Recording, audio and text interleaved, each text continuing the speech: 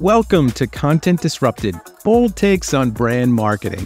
I'm your host, Dan Baptiste, and together we'll explore what it takes to excel in brand marketing at one of the most exciting and disruptive times in industry history.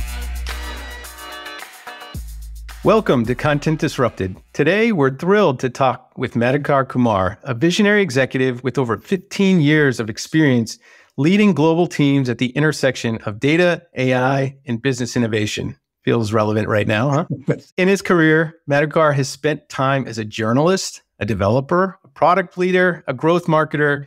He's now a guest lecturer at Duke and a CMO. All of these experiences give him an incredibly unique lens to view our current, what I would describe as tech-crazed marketing environment. And Madhukar's career has spanned both fast-moving startups and multi-billion-dollar enterprise organizations where he's consistently driven transformational growth. Today, we'll explore how he's done it, and hopefully we can steal some of those ideas and learn what we as marketers can do to replicate some of his success. So Madhukar, welcome to the show. Thank you, and good to see you, Dan. Yeah, you as well. I know we were talking earlier, and as you look at how to construct a CMO for this moment, you have a lot of really interesting ingredients. I talked about being a journalist and understanding storytelling and how to communicate with different audiences, being a developer, so that having that deep technical knowledge, going to market with products and marketing those products, and now being a more holistic CMO. Can you talk about how each one of those experiences, what they've given you, and how maybe that's changed your worldview on how you approach the CMO chair today? Yeah, absolutely. When I was growing up in India, I keep joking about this, that at that time, growing up in India in the 80s, you only had three choices for your career. You could become a doctor, you could become an engineer, or you could be a failure. And I chose failure. That's a great path. Yeah. I didn't want to be a doctor or an engineer, but I enjoyed writing. I definitely loved writing and reading quite a lot. I used to read quite a lot. So I ended up becoming a journalist and found my way in newspapers like The Pioneer in India, which was started by Winston Churchill, and then later on Hindustan Times, which is one of the largest newspapers in Delhi. I think it still is. So what took me a very long time to understand was I liked the idea, and there's some ego involved a little bit, of creating something from scratch. And that idea is you have so many thoughts, you observe, and just like you were saying earlier, you live your experiences through your own eyes and your own sensory perceptions, and then you interpret it in a way that is unique to you. And I really enjoyed communicating that on print. But somewhere around 1999, about 2000, when the world exploded, similar to what we're seeing today with World Wide Web, I figured out how to just go in and create web pages. And then I enjoyed the idea of now telling that story in a brand new medium, because it's no longer words, it's also other things that you can add to make that experience a little bit more immersive. Eventually, that got me into software engineering.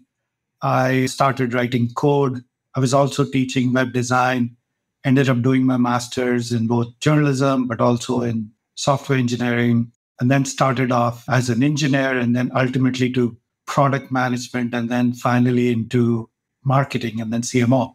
The thing I like to say is I like connecting dots, and I'm also quite a learning junkie. I like to pick something up and really get to learn till I hit that inflection point in my mind is, oh, yeah, okay, now I get it. Hard to explain, but picking up the guitar and really struggling with it for a couple of years, and then suddenly something clicks in your mind. And then you're like, okay, now I'm bored. I need something else. So I describe myself as a jack of all trade, which has the ability to go in and learn new things very quickly. So I would say it has taken me a very long time to get to it. But what I really enjoy is just creating stuff, whether it's software, whether it's writing, whether it's application, whether it's a video or telling a story. But today, you cannot do that in isolation unless you also understand what the technology is that makes that happen. So I really enjoy blurring the lines between creativity and technology, because it's the same thing. It's creation of something brand new but now with a lot more choices. And that's how I ended up here, where I realized that in marketing, especially if you're marketing to technology enthusiasts or even developers, there are very good marketers. They understand the mechanics of marketing, the reach, measurement, and all of that. But what often lacks is the deeper understanding of the product that they're trying to sell. So, my premise always has been that to be an effective marketer, it has to be a product led marketing. And product led marketing is truly immersive, where you're either the consumer of the product, you use it, you give feedback, or you are so close to the user of the product that you are imbibed it in your day to day activities as a marketer. So that's a very long winded answer to your question. Yeah, it's interesting because as we think through how to connect with people, and often we have marketers specifically in B2B tech that are trying to better connect with a developer audience and engineers, IT decision makers, things like that. Being a developer and a technologist and now a marketer, I assume that's allowed you to understand that audience really well because it is you to an extent, or at least the former version of yourself. Can you talk about how you've understood the developer and the technology audience, what makes them tick, and maybe some tactics you've used to market to this audience in the past, maybe what's done well and what's failed miserably as you're trying to really connect with these folks? Yeah, absolutely. And I still like to build applications, especially with now AI. Things have become so much easier. So I still found a renewed passion in building end to end applications. And the reality is, in terms of whether it's a developer or technology audience, and this is what I try to tell my entire team members, is true empathy is being in the shoes of the user. And it doesn't mean understanding just the pain point, but just living the life as a developer. How do I discover a product? And do I really wake up and say, okay, I'd love to see a sales pitch or download a white paper about a certain technology before I try? No, that's not what I do, not even for marketing. If I'm looking for something, I would go looking for something on my own, out of my own volition, and then I would go try it out. And if I try it out and I really like it, then the next thing I would do is to try and look for some social confirmation. Are other people talking about it? Are there any things that would cause trouble for me later on? But I try truly on my own. And then if it's something that I like, then I might talk to somebody in sales, or then I might try to just swipe the credit card and purchase it. So from that perspective, I do feel that there are a few things about developers that are probably unique to them. We have a immunity to sales and marketing. You can quickly understand and figure out what is a clear pitch versus what is educational. And at least me, I try to gravitate towards what is educational. I try and go listen and learn from people who have done something that I'm trying to learn, and they have done it in a proven way. So Twitter is a great place. YouTube has turned out to be a great place. And Google is, of course, changing because now a lot of the learning, at least that I do, is on Perplexity. So how does that affect our marketing strategy? So obviously, it is the end-to-end journey. The end-to-end journey then becomes not outreach, because that doesn't necessarily work anymore, but it's more of a pull strategy or an inbound strategy. If I truly believe in the product, which I do, and this is the reason why I love working at Single Store, then I would use it. I would personally build videos that I think people need to understand. I'll put it on my own YouTube or social media channels. But then I would approach other people that have good following and see if they would be interested in trying this product out and then talking about it. So that's the core piece of it is, am I building something that's useful? And am I doing it through leaders in the space who can then go and talk about it in organic fashion? And then, of course, you have to be in the vision and the watering holes where most of the developers hang out, whether it's Reddit, whether it's Hacker News, whether it's technical conferences. But the end goal is to provide something useful first, like an SDK, a starter kit, or things that makes their life easier. And then they discover, oh, this is cool. Let me go try something else. And then the last piece that ties it all together is your branding, because you have to make sure that the entire experience is congruent and consistent and truly reflects your personality as a company and a product. And that permeates all the way from the website to even the product. And I think that's one of the core differences is earlier, I used to see a lot of people just go in and do MQLs and then hand it to sales or it goes to product. And then there's a big difference. I think now product-led marketing is putting the product all the way from initial discovery to use and even renewal. Brings up a question in my mind. You mentioned having a deep understanding of the audience. If you didn't have that experience, how would you go about fostering empathy, like for your team that maybe isn't developers? Like, how do they go about having an understanding and putting themselves in the shoes of their audience? Are there tools or tactics that you found effective to help bring that to light for people? Since, again, if you don't know who you're talking to and you don't understand their motivations and their behaviors, it becomes really hard to create the value that you just described. Yeah. So, well, of course, now at my age, I have the privilege of the choice. I would probably not pick a product that I cannot use myself or it doesn't speak to me. But for others, this is completely true in the sense that's where the journalism experience comes in, is to be just curious and ask nonstop questions about how a product is being used and what works and doesn't work. And it has to be a combination of both qualitative and quantitative approach for research.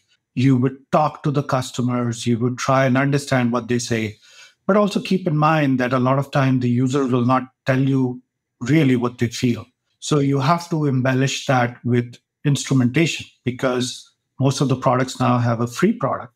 So there are ways to understand the overall journey, and there are ways to measure each step and figure out what causes a certain behavior. And then based on those hypotheses, you want to run experiments and then iterate on that. That's how you get closer and closer to both the user and empathize with what they do and their true endorphin points, but also the pain points, and then try to get an experiment with those. You're talking a little bit about ratio and handoffs and content and channels and things like that. We find ourselves in this pressure cooker of a economy right now where there's so much push for results and almost like direct response marketing. Can you talk about the ratio of educational content versus maybe mid and lower funnel content? And how do you approach stuff that is more conversion oriented to an audience that wants it to be their choice, right? Like you can't just chase people around with offers. So I know you have a really strong perspective when it comes to product-led marketing and product-led growth. But if you could talk about the philosophies there, the ratio and the importance of almost thinking about the education role equally as important, or is it equally as important as some of the more downstream activities? Yeah, so the education role, I would say, is specific to the developer audience or specific to the tech audience. That is not necessarily true for other audiences. Let's say if you were marketing to real estate agents or maybe marketing to somebody who is an independent merchant. Education is going through a massive change itself. And I'll explain what I mean by that. So earlier, a lot of the SEO content was top of the funnel and how-tos and educational stuff. And people game that and they're still trying to do it with massive AI-generated content. That by itself is going through a massive disruption. And it's going to take some time, but I do think that whole idea of Googling something about a certain topic and then seeing the top result of, let's say, WebMD, for example, that will eventually go away because now Google AI overviews or Perplexity, that will give you the answer and with citations. So the educational piece, I think, is going to happen a lot more by their users' own volition, but more and more through AI. So what becomes important then is that this mid-funnel to the lower funnel content. And there, I think it is becoming incredibly important on the message of that story, but also who tells that story. Here's my hypothesis. My hypothesis is that the amount of content on the internet has probably tripled or gone up by 20x since AI came out, because a lot of people are just using AI content, and it's the exact same mediocre vanilla content that people see everywhere. And we as humans are very good at understanding what is AI content or not. And so I would ask you, would you continue reading an article that you think is very plain vanilla or uses the word that ChatGPT uses? And the answer is no. So you're looking for identity, you're looking for human elements. And that's where I think the middle of the funnel and who tells that story matters, which is why now you see a lot more influencers and a lot more people who have followers. They're getting bigger and bigger because they have their own voice. But at the same time, now, at least in tech, founders are trying to become influencers. And funny enough, the influencers are now trying to become founders. Yeah. Got to make money somehow. Yeah. So to answer your question, I think the educational piece only works if you're talking to developers or certain audiences. It doesn't necessarily work for everybody else. What works for everybody else is a unique voice and the content of the message, not just plain vanilla AI generated content. We are 100% on the same page there. I think what we've seen is what's referred to as like commoditized searches, where there's a consensus answer. It's all over the internet. It already exists. That's not going to A, benefit you, or B, drive traffic. Like the days of saying, okay, I can also answer that, and maybe somehow magically I'll get the answer back. The challenge becomes, how do I add to the conversation? And as we're thinking about, to your point, voices of founders or the community saying, oh, how do we take this to the next level? And can that be my platform? But again, I have to think about the guardrails of like, where do I have the right to play? Why am I pulling these folks together? How close is it to my product area or my product itself? And really start to aspire to be the leading voice, which is opposite to the fact of what you just described, which is like gaming an SEO system to say, okay, how do I just create a bunch of individual things that, fingers crossed, drive organic traffic to my website, which that strategy is quickly starting to fall apart from what we're seeing.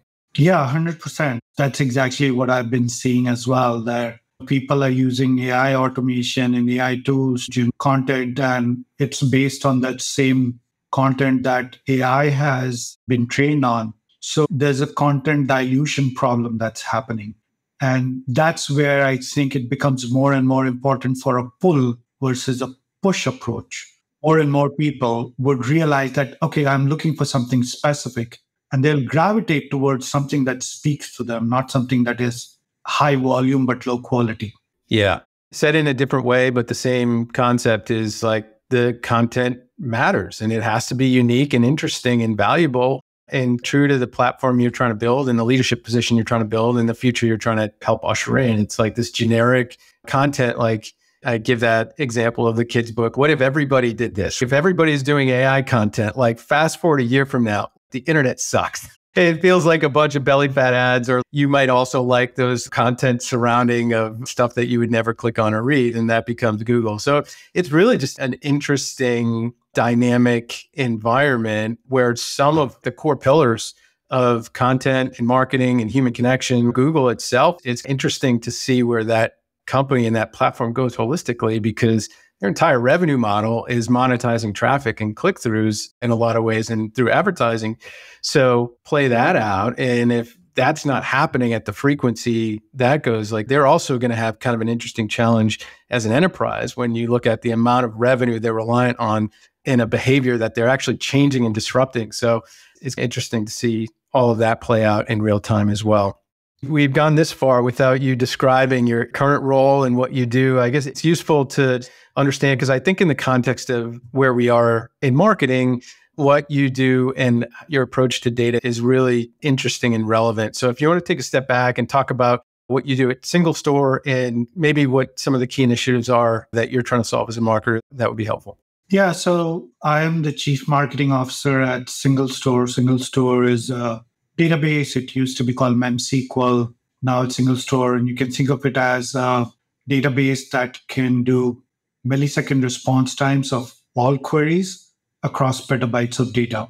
So it's really falls into two audience spectrum. One is the day-to-day developers that's building any AI app, any full stack application, or it could be some very large company, like very large financial services company or security company, where you want to react to real time data, which is happening quite a lot, and be able to use it for either making decisions or having AI make decisions, because now with real time AI, that has really taken off. So, my role as a CMO is to do two things. Of course, have a direct impact on the revenue. And this is a classic B2B, but it also has now some B2C aspect to it. And the goal is to be able to both talk to developers, which are the users, but also to the buyers and effectively move the needle across revenue. We just crossed about $100 million a few months ago. We passed that now, and we are growing at a healthy rate. So my job is to help continue drive that, but also do a lot more inbound, which is the whole pull factor. And combine all of this with technology, which is where I guess my sweet spot is. I love to use a bunch of different tools, automation, and turn that into a fine tuned machine that generates growth. And as you think of your big bets, what are the pillars of this whole strategy that you're describing? Yeah, obviously you've done this a few different times. So what have you seen be highly effective, and how are you approaching it differently in today's environment than maybe you would have at a previous organization? Yeah, so I try to simplify everything just so that my brain can consume it in an easy way and then implement it. Then, just like a developer, then you add more features to it. So let me first give you an example of a pull, right? So this happened to me. So I always lean on this. I was in one of those conferences one time, and being an introvert, I don't go out and necessarily strike a conversation. I, of course, have a conversation with people walk up to me, and then I start asking questions. So in one of these conferences, it was a room full of, I think, about 100 or so, all buyers. And everybody had their business cards on or their LinkedIn profile on their phone, and they were going around and trying to pitch everybody else on who they are, what they do, and try to book a meeting. And it was just not for me. So I was just awkwardly standing, looking at my phone. But I did have a speaking session. So I got on the stage, I did my presentation.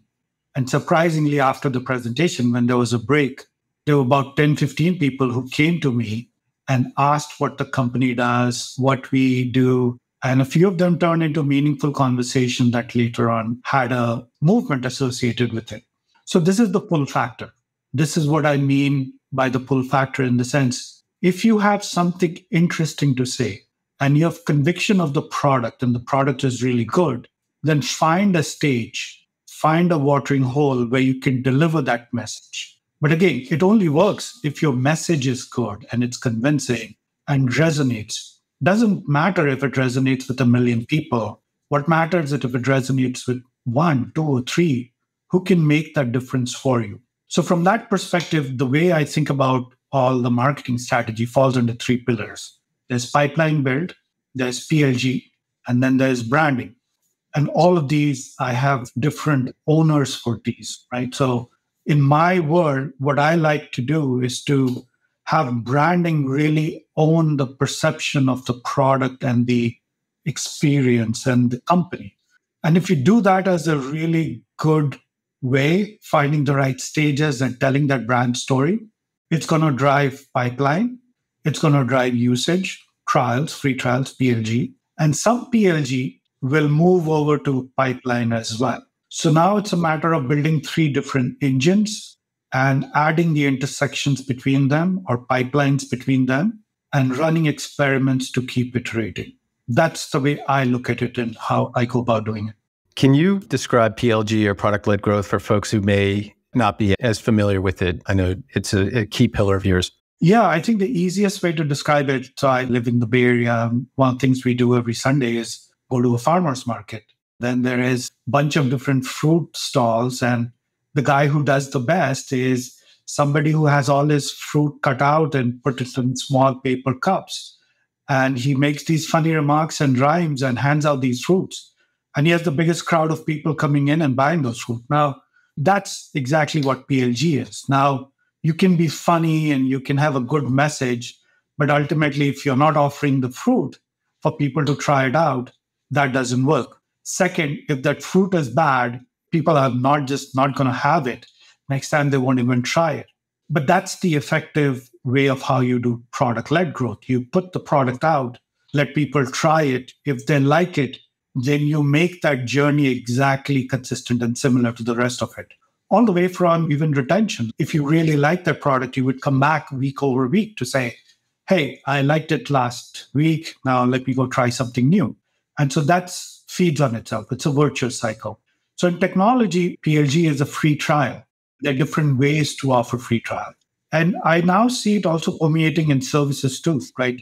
Where people would say, okay, just try my services for free for 30 days or one meeting. And if you like it, sure, let's talk about how do we go to the next step. That in essence is PLG. And how do you think about the guardrails there? So whether it's a services approach or a product approach, obviously you need to create enough value for somebody to make the leap to continue the relationship, but you don't want that necessarily to overextend yourself where people can have every experience they need without buying, or maybe do, I don't know. Like, how do you think about that boundary to motivate the behavior that you're looking for? This works most of the time if the product has a good self-service component to it. Now, just going back to the fruit example, if it's an apple and you have already cut it up and you're offering it in a cup, that works because then me as a buyer just pick it up and I eat. But if the product involves skinning the fruit, cleaning it, and doing a bunch of different stuff on my behalf, it's also expensive for the seller and even more expensive for me. Then PLG does not work. If it has a self-help component to it, and number two, it has near zero cost, then PLG works for you. If not, then you could probably do it, but at a much lower scale. But then your returns have to be much higher on that. That's the way I lens it. And as you've thought about PLG and the evolution of PLG, the concept of like freemium and things like that within software has been around for a while. How has PLG evolved over the last, let's say, 3 to 5 years, or even in the past year itself with this tech boom? Has it changed? Are there any like key drivers that folks need to pay attention to? And I guess it would be both on the offering side on how people are executing PLG strategies, but also on the buyer side, where there are expectations of buyers that are changing that people need to pay attention to. Can you talk about those two sides of the coin and maybe what trends are looking like? From a buyer side, I feel, at least in technology, it's now table stakes. So if you don't have a free version or free for a certain time, then it even hurts your brand. Because if I now go and look for a product where I don't have a trial, but instead I fill out a long form and it says somebody from sales is going to get back to me, I'll never do that. So that's one of the big changes, that it's become table stakes. And then from a seller perspective, I think what I see is there's a lot more technology involved now. And if you don't architect it well in terms of the overall experience, the entire experience fails. What I mean by that is, let's say your product is on a separate island altogether. Now you create a sign up button in WordPress, you have some sort of an authentication in some other system, and now you are looking at usage maybe in your trial. If they're all not well thought out and it's not connected, then you would not learn from it and you would continue to make more and more mistakes. You would not even be able to scale from it. And then the other piece is not everybody does PLG right, in the sense you might have a marketing team, you might have a product management team and an engineering team, and they're all doing their own thing. It's not connected.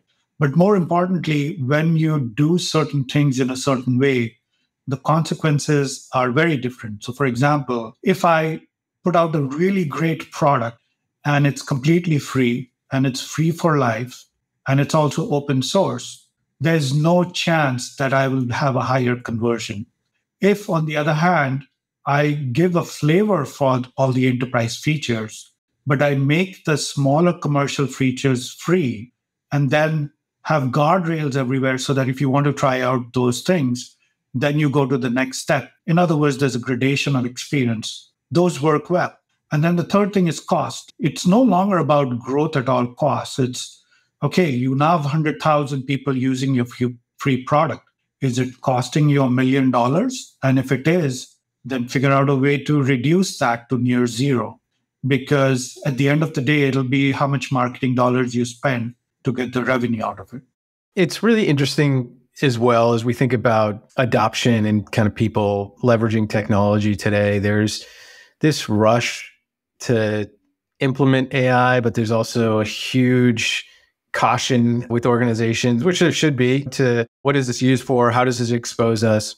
So it's creating this swirl of confusion in the market. There's also misunderstanding of what AI can and can't do and how to deploy it. You hear people saying, oh, well, we have this one size fits all AI, and can't we just AI the problem? And I'm like, oh, it's really interesting and confusing, specifically for folks who aren't technologists and don't have a developer background. What we're seeing is almost everything that can be enabled with some semblance of generative AI in the next year to 2 years. If it's not already there, it's going to be there because it's just so transformational. So then it becomes, how do you build specific applications for use cases that kind of leverage both data and modern AI and large language models to get to an outcome? But do you have a philosophy that you can help to maybe people that are confused about how to think about the path forward when it comes to software? Should be general use, or is it more application based where we can say, hey, this is a specific use of AI and technology and workflows for media. Here's content marketing. And so how are you thinking about this world playing out so that folks can understand it? Yeah, so maybe I'm being too simplistic, but the way I think about it is if I have a solution, then I look for a problem and see if I can fix that problem with the solution. Or do I start with what are some of the things that I do? Not necessarily a problem, but I can do 100x with this new tool. So to me, it falls in that category. I was very excited about AI, still am, and tried so many tools. I joke that I probably spend my salary in paying all these new AI tools every month. But the reality is it has to be tied to what do you do on a day-to-day basis and asking the question, can I make it 100x better, faster, cheaper? So from my perspective, I think of everything that I do in 4 different buckets. One is repetitive tasks. We are looking at contacts. We are trying to enrich the data. We are trying to clean the data and then do some sort of personalized messaging. That is one trivial example. So that bucket falls under automation. Can I use AI automation to do that not in a day or two, but in a few minutes? The second one is creativity. I think with creativity, I like to think that when AI is hallucinating, and when we don't like it, we say it's hallucinating. And when we do like it, we call it creative. But I do think there are certain tools in AI that really helps you get over your mental block, get over to give you new ideas that you can work upon, which would have taken me days to think through. We do have a billboard and the billboard 101, and we keep rotating it every month. And I don't use AI to give me the billboard ideas, but I often do research around certain topics and ideas using AI, and it opens up your vision to different things. So that's the second part, is creativity. Can I use tools like Midjourney, HeyGen, Synthesia to supercharge the creativity for the entire team? The third piece for me is the data analysis piece, because truly to do PLG and product-led sales and product-led marketing, you have to have the data and a hypothesis before you run an experiment. And so that's where AI tools are very useful. You can literally, and I was in school pretty bad at math. So I can literally now run a private model in my own laptop. I can give it a CSV and make it generate charts and continuously ask questions that would have been so hard if I always went to the marketing ops team. And then the last piece, which I love, is these no-code application building. I can build a landing page and a form without paying anybody and create clickable prototypes end-to-end without talking to anybody. And then once I understand the user journey, I understand the pain points and where to fix it, then you take it to design. So Now you've cut down the design times, involvement, and sped up that entire process of a brand new project that you might be running under brand by orders of magnitude.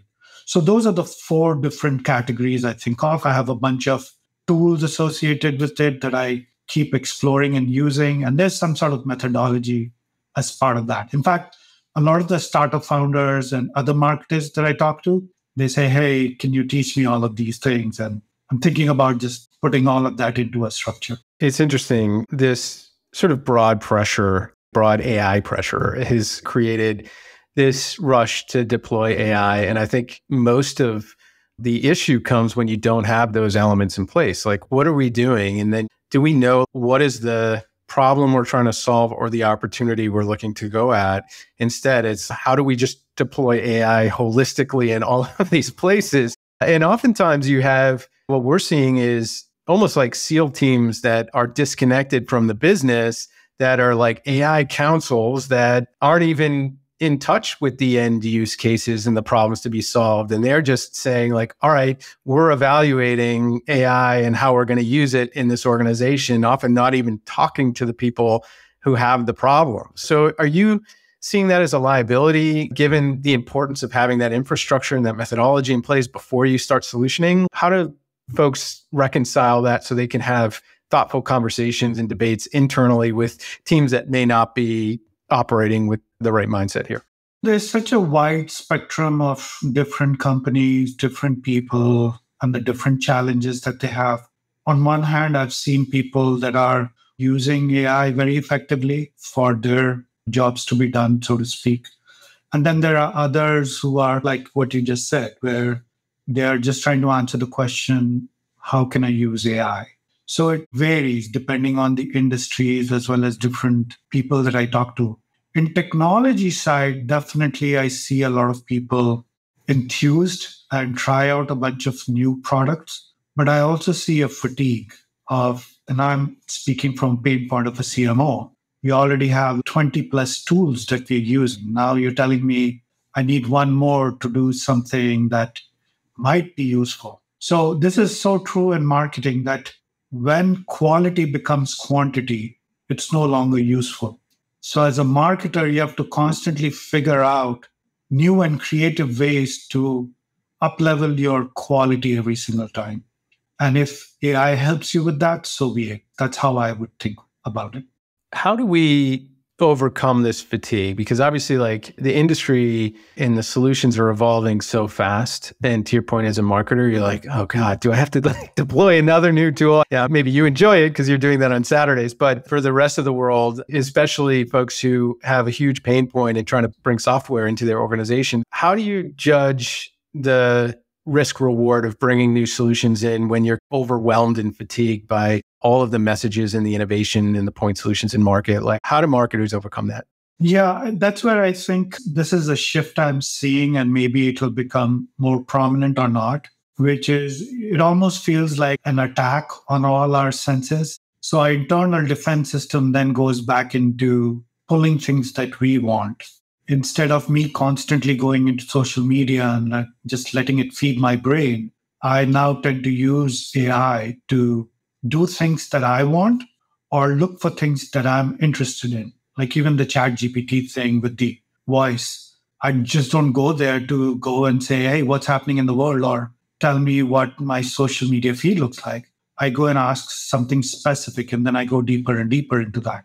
And I think that's the core, I would say, meta level thinking that the defense mechanism ultimately might go towards is figure out what is it that you want to do. And then there'll be no dearth of tools to try, but I almost switch myself off to what people are trying to push to me versus me using my own willpower to see what I need to do and then figure out what tools exist.